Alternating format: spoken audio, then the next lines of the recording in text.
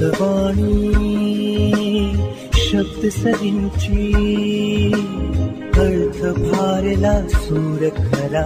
अमृतवाणी शब्द सरींची अर्थ भारला सूर खरा.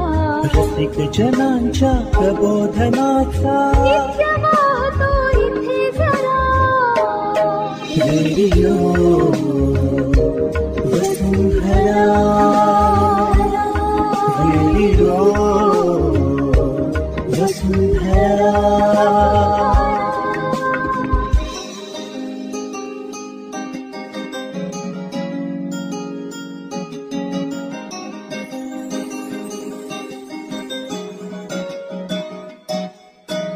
जिद्द धडाडी संस्कृती संस्काराचा मार्ग खरा. यशोगाथा श्रोते हो तुमची कर्तृत्वाचा लावितुरा. रेडिओ वसुंधरा. रेडिओ वसुंधरा. श्रोते हो, आता आपण ऐकणार आहोत कार्यक्रम गणिताचा. हा कार्यक्रम आपल्यासाठी सादर केला आहे दीपक राजमाने आणि रामदास जगताप यांनी. चला तर मग ऐकूयात कार्यक्रम गणिताचा. सुखदुःखातून घातला मेळ आयुष्याचा, त्यांच्यासाठी सोपा गणिताचा. सुखदुःखातून घातला मेळ आयुष्याचा, त्यांच्यासाठी सोपा गणिताचा. इंच सेमिने घेऊन मापन उभे आडवे कापड कापून अचूक जागी त्यांना मांडून सुविधा ज्ञानी अवघे जोडून जोडीत कपडे साधित जाई आकार वस्त्रांचा. सुखदुःखातून घातला मेळ आयुष्याचा, त्यांच्यासाठी सोपा गणिताचा. सुविधाग्यांशी जडताना ते वस्त्र नवे जन्माला येते, स्वप्न नवे साकारत जाते. मन अवघे विश्वासून भरते वसने म्हणजे शोध जीवनी इंद्रधनुष्याचा. सुखदुःखातून घातला मेळ आयुष्याचा, त्यांच्यासाठी सोपा गणिताचा. सुखदुःखातून घातला मेळ आयुष्याचा, त्यांच्यासाठी सोपा गणिताचा. Catalyzed and supported by NCSTC, Department of Science and Technology. साहेबान मेहरबान कदरदान. हा ऐकणार सुनणार पाहणार त्याला जंबुऱ्या आणि उस्तादचा प्रणाम प्रणाम प्रणाम. अरे उस्ताद बोल जंबुऱ्या. अरे उस्ताद. हा अरे या महिला लोगनला तू प्रणाम घातला. बर. अरे उस्ताद तुला माहितीये का काय रे. अरे आपल्या परिसरामध्ये टाळ मृदुंग घणघणू लागले. अरे वाजणारच. अरे उस्ताद. अरे बोल जंबुऱ्या. अरे या पालखी सोहळ्यामध्ये सहभागी असलेला वारकरी समाज काय म्हणतोय.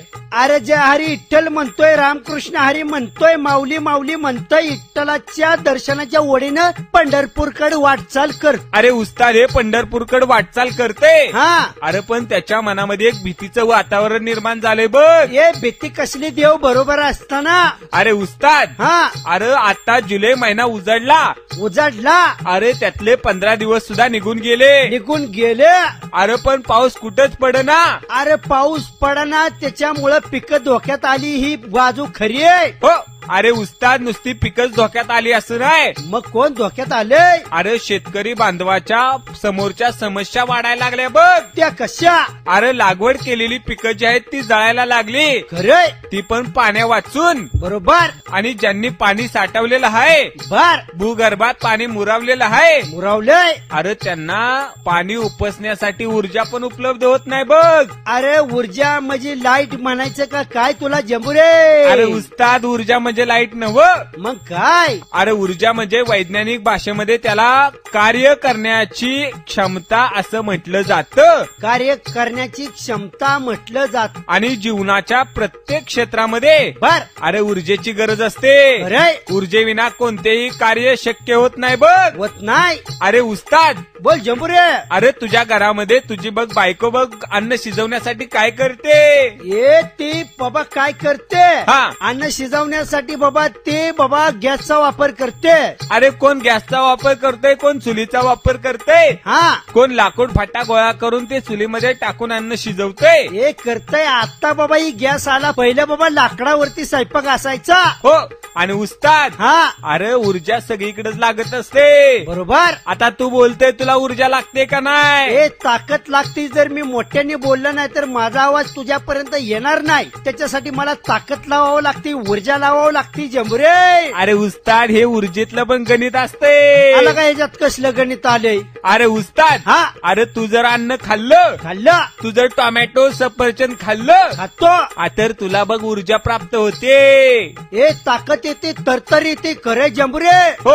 अरे तुला बोलायला, धावायला, पळायला, इकडं खेळ करायला, तिकडं खेळ करायला, हा. अरे ऊर्जा लागत असते. लागते लागते लागते. त्याचबरोबर ऊर्जा मधलं गणित जर सांगायचं म्हटलं, सांगायचं म्हटलं तर काय सांगशील? अरे 6 ऊर्जेचे प्रकार आपल्याला सांगता येतील बघ. अरे बापरे, ऊर्जेमध्ये सुद्धा प्रकार असतात काय? अरे ऊर्जेचं वर्गीकरण वेगवेगळ्या प्रकारांमध्ये केलं जातं. ते कसं करशील सांगून टाक. अरे त्याच्यामध्ये बघ अव्यापारी स्वरूपाचं वर्गीकरण ऊर्जेचं करताना, हा. अरे वैज्ञानिक दृष्टिकोनात अरे लाकूड फाटा, लाकूड फाटा, शेण, गायचे शेण, शेतातील टाकाऊ पदार्थ, शेतातील टाकाऊ पदार्थ इत्यादी ऊर्जा स्त्रोतांचा उपयोग हा. अव्यापारी स्त्रोतांच्या वर्गीकरणामध्ये केला जात असते बघ. बर. त्याचबरोबर दुसरा जो स्त्रोत आहे, कोणता? अरे तो आहे व्यापारी प्रकारचा. व्यापारी प्रकारचा. त्यामध्ये कोळसा, लिग्नाईट, पेट्रोलियम पदार्थ, नैसर्गिक वायू, वीज, हा. जी आपल्या शेतीच्या कामासाठी उपयोगाला येते, येते, उद्योगधंद्यासाठी वापरली जाते, वापरली जाते. त्याचा व्यापारी ऊर्जा स्त्रोतामध्ये वर्गीकरण केलं जात असते बघ. ते कसं? हे वर्गीकरण कसं व्यापारी स्त्रोतामध्ये केलं जातं या असं जर तू विचारलं, विचारतोच मी. तर त्यामध्ये बघ हे कोळसा, लिग्नाईट, पेट्रोलियम, हा. अरे वेगवेगळे पदार्थ नेण्यासाठी आणि आणण्यासाठी, आणण्यासाठी आणि नेण्यासाठी. त्याचबरोबर वीज तयार करण्यासाठी कोळसा वापरला जातो बघ. खरे खरे खरे. त्याचबरोबर नैसर्गिक वायूचा सुद्धा वापर केला जातो. केला जात. आणि या ऊर्जा स्त्रोतांमधून निर्माण होणारी जी ऊर्जा आहे बघ, बर. अरे ही व्यापारी दृष्टिकोनातनं वापरली जात असते. म्हणजे बाबा त्या ऊर्जाची विक्री केली जाते. हो. आणि उस्ताद, बोल जंबुरे. अरे पुढचा प्रकार आहे परंपरागत ऊर्जा स्तोत्र. अरे परंपरागत ऊर्जा स्तोत्र कोणतं आणि त्यातलं गणित पण मला समजून सांग. अरे कोळसा, कोळसा. तू गाडीमध्ये दररोज काय टाकतो तुझ्या? मी गाडीमध्ये पेट्रोल टाकतो. अरे हे पेट्रोल सुद्धा परंपरागत ऊर्जा स्त्रोतांमध्ये गणलं जातं. काय बोलतोय? त्याचबरोबर नैसर्गिक वायू, वायू, जल ऊर्जा, जल ऊर्जा इत्यादी परंपरागत प्रकारामध्ये येत असतात बघ. खरे. अरे अपरंपरागत ऊर्जा स्त्रोतामध्ये 9 प्रकारची ऊर्जा येत असते. 9 प्रकारची ऊर्जा येते. अरे उन्हाच्या ऊर्जेला काय म्हणतात? उन्हाच्या ऊर्जेला काय म्हणतात? मी तुला येडा म्हणून दुनियात फिरायला लावलाय का गणिताचा अभ्यास करायला? ते तूच समजून सांगायचं. अरे उस्ताद, या उन्हाच्या ऊर्जेला सौर ऊर्जा म्हणतात. अरे सौर ऊर्जा म्हणतात मला माहित आहे जंबुरे, पण मी तुझी परीक्षा बघितली. अरे उस्ताद, तू या महिला लोगनच्या पुढे माझी परीक्षा बघ नको. आता बघ मी तुझी परीक्षा बघते. ए माझी पण तू परीक्षा बघताय का? अरे तू चाळकेवाडीला फिरायला गेलं होतं. चाळकेवाडीला मी फिरायला गेलतो. मग चाळकेवाडीमध्ये ज्या पवनचक्क्या फिरतात, फिरत्यात, गरा गरा गरा गरा फिरतात, भिरी भिरी भिरी भिरी फिरत्यात, त्याला पवन ऊर्जा म्हटलं जातं. खरे.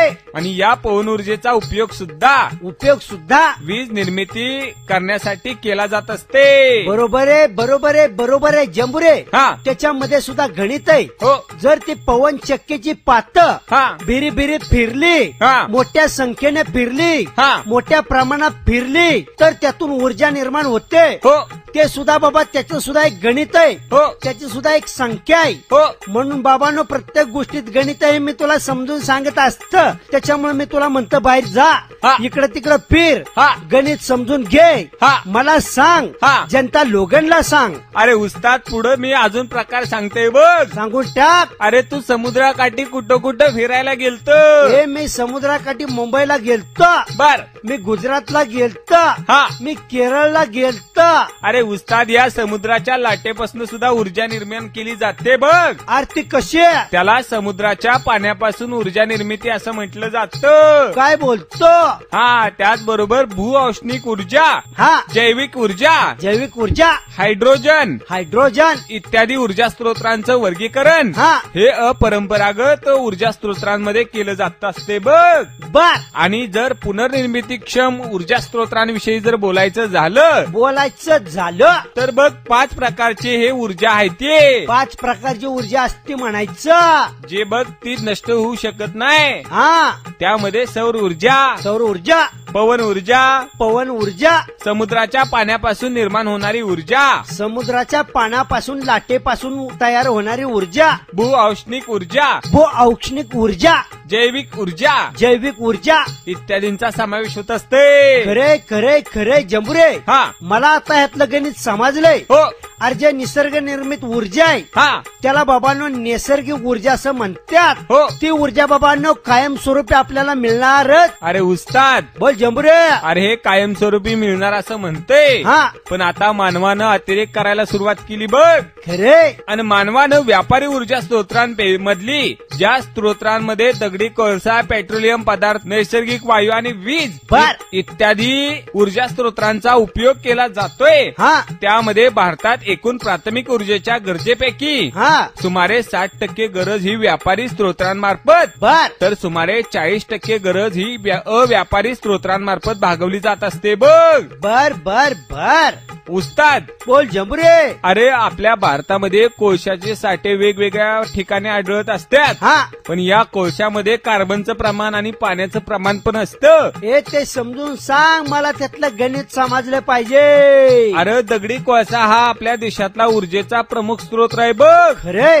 त्यामध्ये कोळशाचं वेगवेगळं प्रकार सुद्धा पडले जातात. वेगवेगळे प्रकार असतात त्यालाच गणित म्हणतात. अरे ते वेगवेगळे प्रकार 5 आहेत बघ. कोणतं? त्यामध्ये पीठ, ज्यामध्ये कार्बनचं प्रमाण 30 ते 50% असतं. हा. त्यामध्ये पाण्याचं प्रमाण 35 ते 45% पर्यंत असतं. बर. लिग्नाईट, हा. ज्यामध्ये कार्बनचं प्रमाण 65 ते 75% असतं. बर. आणि पाण्याचं प्रमाण 30 ते 35% प्रमाणात असतंय बघ. बर जंबुरे. त्याचबरोबर बिटमिन या दगडी कोळशामध्ये हा. 75 ते 90% कार्बनचं प्रमाण असतं. बर. आणि पाण्याचं 25 ते 30% प्रमाण असतं. अच्छा. अँथ्रासाइड या कोळसा प्रकारामध्ये बर. 90 ते 95% कार्बनचं प्रमाण असतं. काय बोलतो? आणि 2 ते 5% पाण्याचं प्रमाण असते बघ. बर. अरे उस्ताद, बोल जंबुरे. आपल्या भारत देशात जो कोळसा सापडतो, सापडतो. अरे त्यामागे सुद्धा संशोधन झालं. त्याचं सुद्धा संशोधन झालंय का?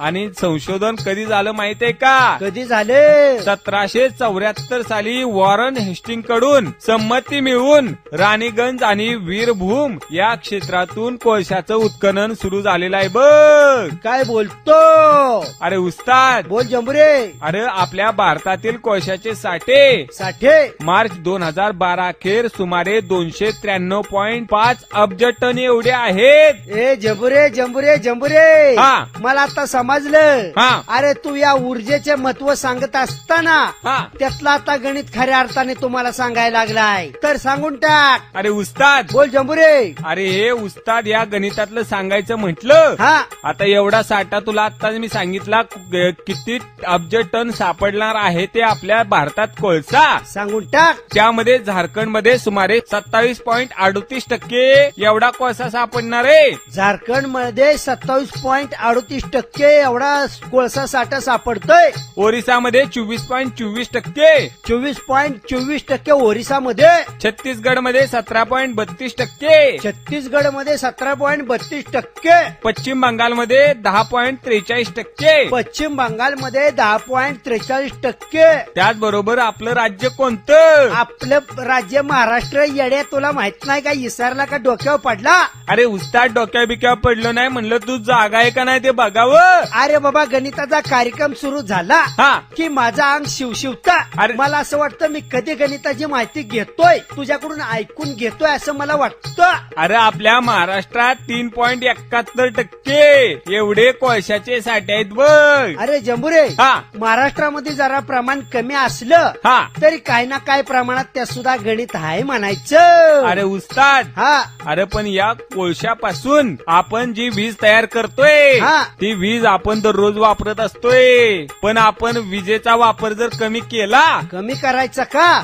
म्हणजे जिथं लागती तिथं जर वापरली हा. तर हा जे कोळशाचे साठे 2050 पर्यंत संपतील हा. असं शास्त्रज्ञ म्हणलेले आहेत. ते कोळशाचे साठे पुढे अजून 50 वर्ष टिकू शकतील बघ. ए जंबुरे, हा. म्हणजे अति ऊर्जा वापरली तर हा. ती नष्ट सुद्धा होऊ शकते असं तुला म्हणायचंय काय? अरे उस्ताद, खरंच ते मला म्हणायचे. ए मी रात्री लाईट इजावण्यासाठी तुम्हाला बॅग घालताय काय? अरे उस्ताद, तसं मी तुला बॅग घालत नाही. हा. अरे आपण विजेची बचत म्हणजेच विजेची निर्मिती असं आपण सारखं डोक्यात ठेवलं पाहिजे बघ. म्हणजे इजेचा काटकसरीने वापर केला पाहिजे. हो. बाहेर जाताना पंखे लाईट बंद केलं पाहिजे. हो. त्या सुद्धा एक गणित आहे. ते गणित म्हणजे लाईट वाचवायचं, ऊर्जा वाचवायचं. अरे उस्ताद, हा. अरे सूर्यामध्ये माहितीये का सौर ऊर्जा आहे. सौर ऊर्जा असते. अरे उस्ताद, बोल जंबुरे. अरे जी आपल्याला सूर्यापासून ऊर्जा मिळते तिला आपण काय म्हंटल होतं मागाशी? ए जंबुरे, हा. त्याला आपण सौर ऊर्जा म्हणतो.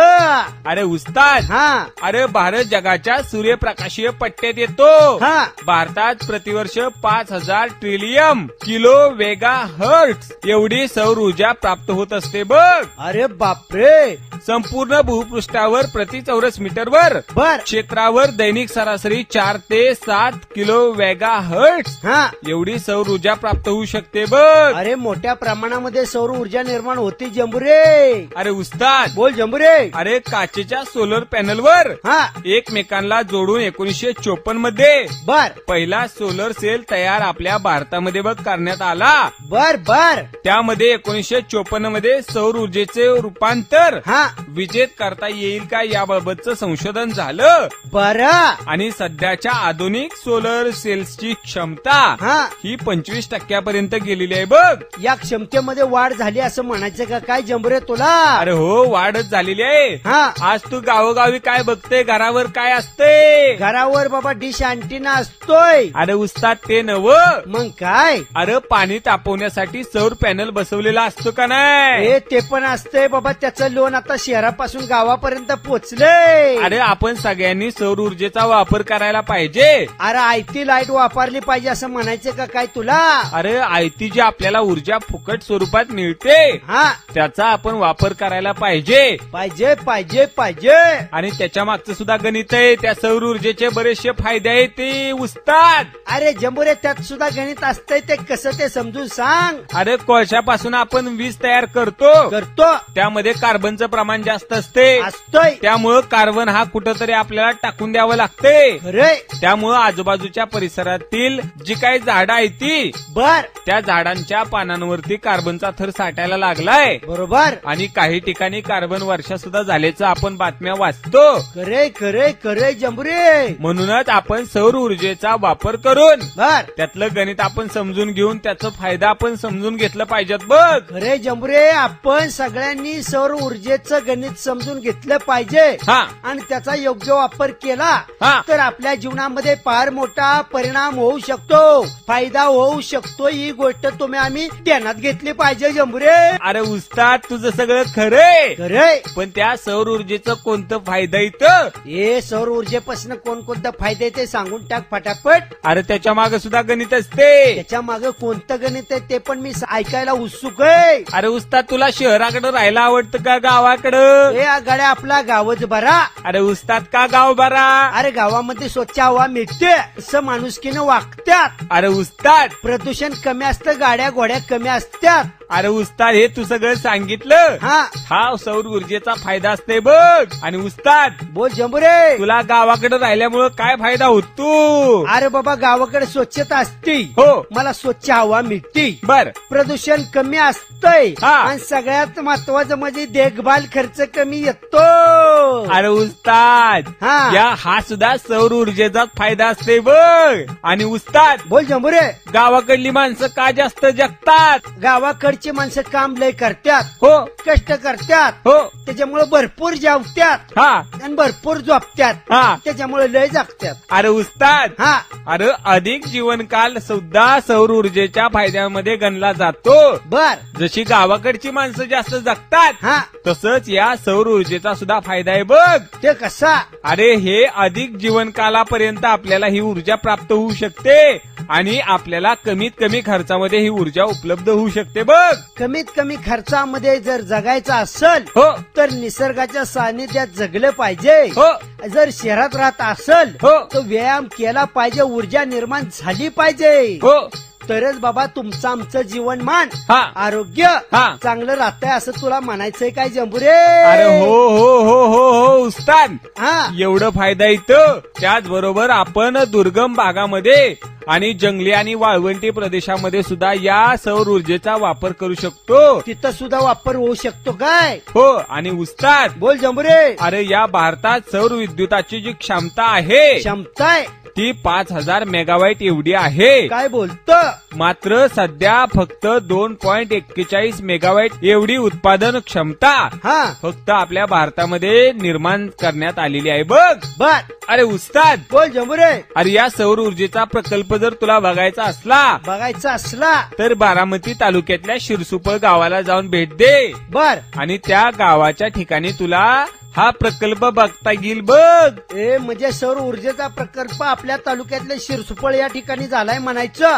अरे उस्ताद झालेला आहे, पण आता मला पवन ऊर्जा क्षमतेमधलं गणित सांगायचंय बघ तुला. हे पटापट समजून सांग. अरे पर्यायी ऊर्जा स्त्रोतांमधली पवन ऊर्जा हा एक अति महत्वाचा आणि सर्वाधिक क्षमतेचा स्त्रोत म्हणून उदयास येतो आहे बघ. बर, जो पवन ऊर्जा मिळवण्यासाठी पवन चक्क्यांचा ज्यालाच वाइंड मिल्स असं म्हटलं जातं त्याचा वापर केला जातोय बघ. आणि आपल्या या दुनियामध्ये इराण या देशात पहिली पवनचक्की निर्माण झाली बघ. बर, तर नेदरलँडमध्ये मोठ्या प्रमाणात पवन ऊर्जेचा वापर हा सर्वप्रथम केला गेला आहे.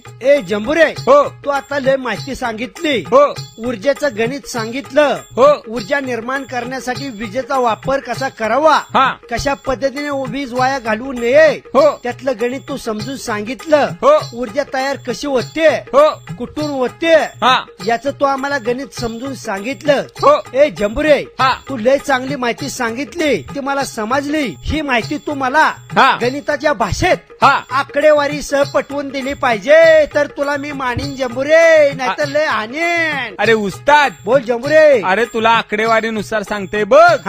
अरे आपल्या भारतामध्ये केंद्र शासनानं 1993-94 पासून पवन ऊर्जा व्यापारी दृष्टिकोनातनं राबवण्यासाठी प्रयत्न केला बघ. बर, आणि त्या दृष्टिकोनातनं अरे अंदाजे 13,000 मेगावॅट एवढा पवन ऊर्जा क्षमता अरे सध्या निर्माण झालेली आहे बघ.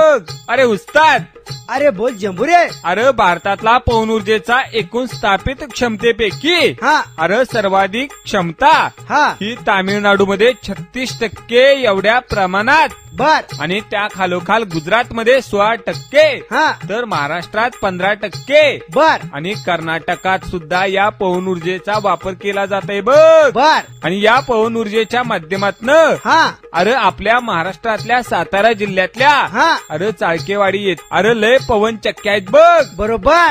आणि उस्ताद, बोल जंबुरे. या पवन चक्क्यांचा वापर करून आज बऱ्याच प्रमाणात वीज निर्माण केली जाते बघ. खरे. आणि उस्ताद, आज आपल्या राज्यामध्ये विजेचा वापर सुद्धा वाढताना दिसतोय बघ. तो कसा? अरे घरगुती वापरासाठी शेकडा 8.9 दशलक्ष किलोवॅट प्रति तास इतकी ऊर्जा वापरली जाते बघ. ए जमुरे, तुला महत्वाची माहिती सांगतोय. सगळे मेहरबान कदरदान, सगळे ऐकणार सुनणार पाहणार, त्याला आमचा पुन्हा एकदा नमस्कार, राम राम. महिला भगिनींनो लक्ष द्या. जनता लोकांनी लक्ष द्या. अत्यंत महत्वाचा खाऊ आमचा जमुरे सांगतोय. अरे उस्ताद, आता मी तुला घरगुती वापराबद्दलची माहिती सांगितली. सांगून टाक. आता ज्या आपल्या महिला भगिनी औद्योगिक क्षेत्रात काम करतात त्यामध्ये 14.3% इतकी ऊर्जा वापरली जाते बघ. त्याचबरोबर कृषी क्षेत्रामध्ये 30.0 दशलक्ष किलोवॅट प्रति तास इतकी ऊर्जा वापरली जाते. त्याचबरोबर रेल्वे चालवण्यासाठी 1.9 दशलक्ष किलोवॅट प्रति तास इतकी ऊर्जा वापरली जाते. तर सार्वजनिक पाणी पुरवठा करण्यासाठी 10.5 दशलक्ष किलोवॅट प्रति तास इतकी ऊर्जा वापरली जाते. ए जमुरे, या माहितीबद्दल मी लय खुश झालं. कसं? तुझ्यासाठी मी आता टाळ्या वाजवतो. अरे उस्ताद, अरे तू टाळ्या वाजवलं आणि ही ऊर्जा तू बघितली का? अरे वेगवेगळ्या प्रकारामध्ये वापरली जाते. आणि जर आपण ऊर्जेचा वापर हर एक घडीला कमीत कमी जर करायला लागलं तर आपला देश प्रगती पथावर जायला अरे नक्कीच मदत होईल बघ. होईल. आणि आपल्या राज्याचं सुद्धा लोड शेडिंग थांबायला मदत होईल. म्हणून बाबा विजेचा वापर केला पाहिजे. बाई काय म्हणतोय? कमी प्रमाणात केला पाहिजे. विजेचं गणित समजून घेतलं पाहिजे. ऊर्जेचं गणित समजून घेतलं पाहिजे. तरच बाबांनो आपला देश समृद्ध होईल असं तुला म्हणायचंय. अरे उस्ताद, नक्कीच आपला देश समृद्ध होईल. आपण पण समृद्ध होऊ. पण त्यासाठी आपण प्रत्येक ऊर्जेमधलं गणित हे समजून घ्यायला पाहिजे. आणि उस्ताद, पण आता आपण इथंच थांबलं पाहिजे आणि ऐकलं पाहिजे गणिताचा. सुख दुःखातून घातला मेळ आयुष्याचा, त्यांच्यासाठी सोपा गणिताचा. सुख दुःखातून घातला मेळ आयुष्याचा, त्यांच्यासाठी सोपा गणिताचा. इंच सेमिने घेऊन मापन उभे आडवे कापून अचूक जागी त्यांना मांडून सुविधा ज्ञानी अवघे जोडून जोडीत कपडे साधित जाई आकार वस्त्रांचा. सुख दुःखातून घातला मेळ आयुष्याचा, त्यांच्यासाठी सोपा गणिताचा. सुविधाग्यांशी जडताना ते वस्त्र नवे जन्माला येते, स्वप्न नवे साकारत जाते. मन अवघे विश्वासून भरते बसणे म्हणजे शोध जीवनी इंद्रधनुष्याचा. सुख दुःखातून घातला मेळ आयुष्याचा, त्यांच्यासाठी सोपा गणिताचा. सुख दुःखातून घातला मेळ आयुष्याचा, त्यांच्यासाठी सोपा गणिताचा. Satellized and supported by NCSTC, Department of Science and Technology. आता आपण ऐकलात कार्यक्रम गणिताचा. या कार्यक्रमामध्ये सहभागी झाले होते दीपक राजमाने आणि रामदास जगताप. या कार्यक्रमासाठी संदर्भ साहित्य पुरवलं होतं संतोष जगताप यांनी. तर या कार्यक्रमाची निर्मिती आहे वसुंधरा वाहिनी बारामती या कम्युनिटी रेडिओ केंद्राची. धन्यवाद.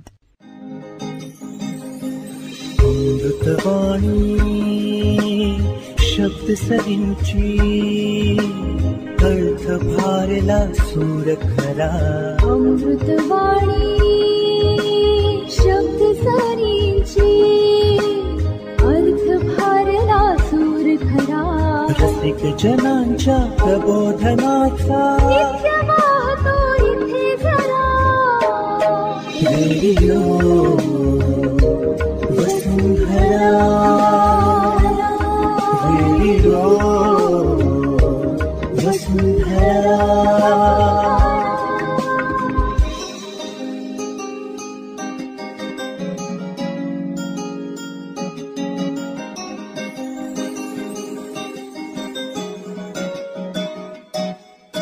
जिद्द धडाडी संस्कृती अन संस्काराचा मार्ग खरा, यशोगाथा श्रोते हो तुमची, कर्तृत्वाचा लावी तुरा. रेडिओ वसुंधरा.